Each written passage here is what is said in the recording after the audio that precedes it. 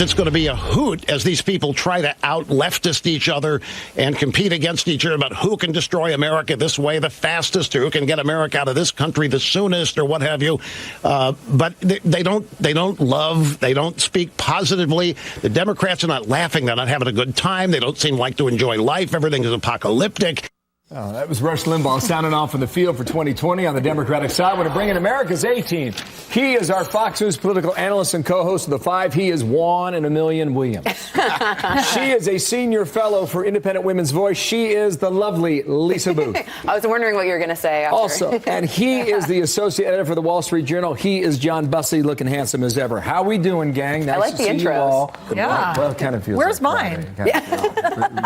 That's okay, You're John. really tough, Julie. You don't have to go. That's what you are right now. So what Limbaugh's saying is that the folks on the other side, on the left, are not having any fun. He says Trump is the one who's having all the laughs. Well, he's saying that the left is going off the rails, and they absolutely are. You look at Medicare for All was something that was completely outside of the mainstream when Bernie Sanders first introduced it. Now this government-run health care is basically a litmus test for Democrats. You look at something like the Green New Deal.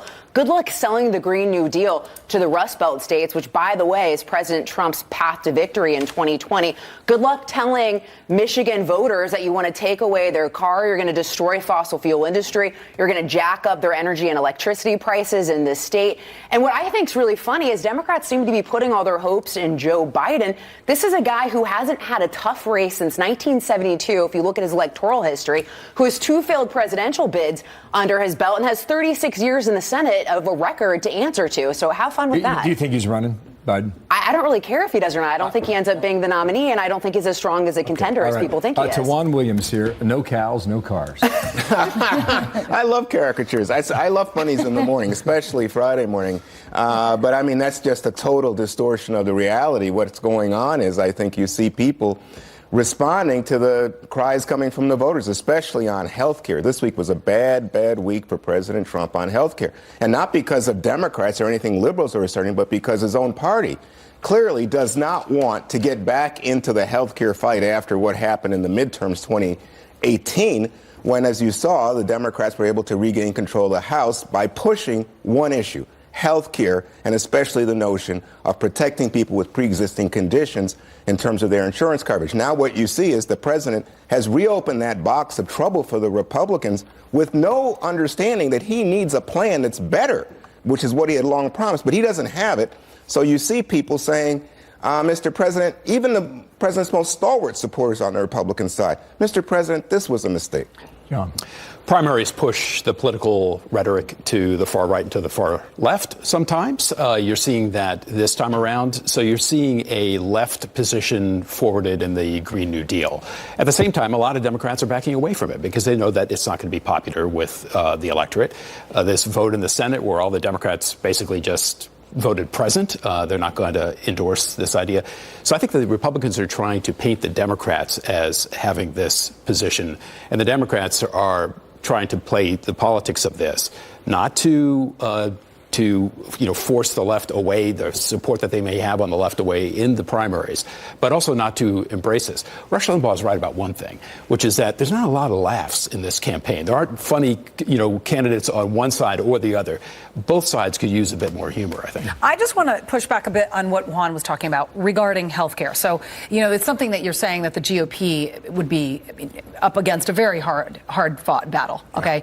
But at the same time, don't they have to fix it? Because that's what they've been complaining about from day one. And you bottom mean the line, Republicans? I'm talking about the Republicans. The GOP need to fix it. I mean, but this is a battle that they should be taking on. And the premiums for health care are so high. There are so many Americans that don't have health insurance. They simply cannot afford it. And it does fall on the Republicans. I mean, they need to do something about it. So what does the GOP do before 2020 to make it right? Because they did fail first time around. Well, it's not first time around. I think they've had 60, repeal and replace votes, right, and they've yet to come up with anything. And then, of course, they had control of the House. When it was initially, posted after the presidential So what we election. have now is there's no clear consensus on the Republican side about where to go with health care. Obviously, they believe in free markets. They believe in choice, all of that. But the problem for them is that Obamacare, I think in March this month, actually turned 9 years old.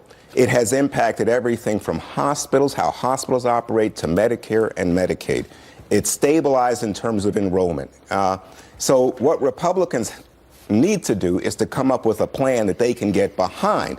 But remember, they don't control the House anymore. I know. So the likelihood now is de minimis. The problem for them was getting out and selling to the American people that they care about. At this point, when you ask the voters say it's the Democrats they trust on things like there was this conditions. debate inside the administration as to whether or not you challenge this Texas ruling or not. Apparently they have. That's the decision they made. Let's see where it goes and see what they can do with the issue. Back to what we started here, however. This is a president who seems to feast on the far left ideas, whether there's a Green New Deal or socialism. He believes that there is a wedge that he can drive all the way to 2020 on this. Here's the comment on socialism last night in Michigan. If you want to see those 401ks and all of your stocks and all of the things that you own, you want to see them deflate?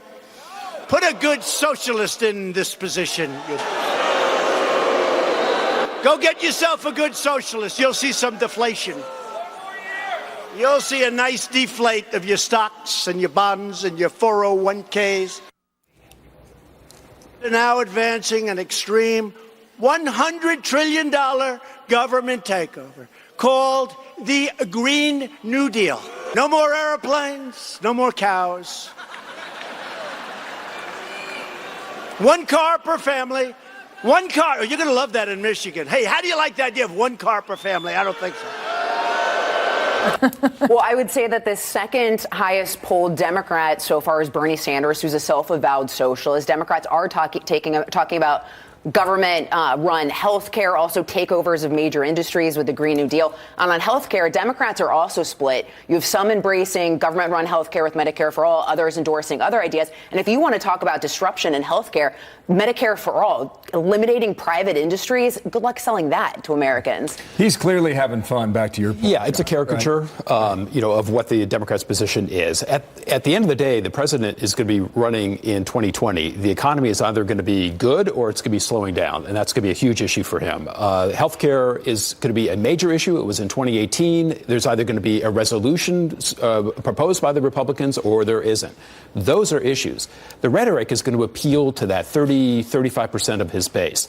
The rest of the country is going to be voting largely in the middle, and they're going to be looking for resolution of some of these bigger issues. Quickly, Juan. I want an invitation from Bill Hemmer to attend one of these Trump rallies. That looked like so much fun. Lock her up. Hey, lock her up. You don't need an invite from me. I'm telling you. Well, if you and I go, I won't get enemy of the people if I go with you. I want to come too. You want to go too? Yeah, let's do it. I think we should go with Lisa. They'll let Lisa in. Okay, the two of you go. We'll do it, Juan. You guys report back, and John can be the arbiter. So there we go. Perfect. Thank you, guys. Stand by. Bring you back in about 20 minutes. All right, thank you.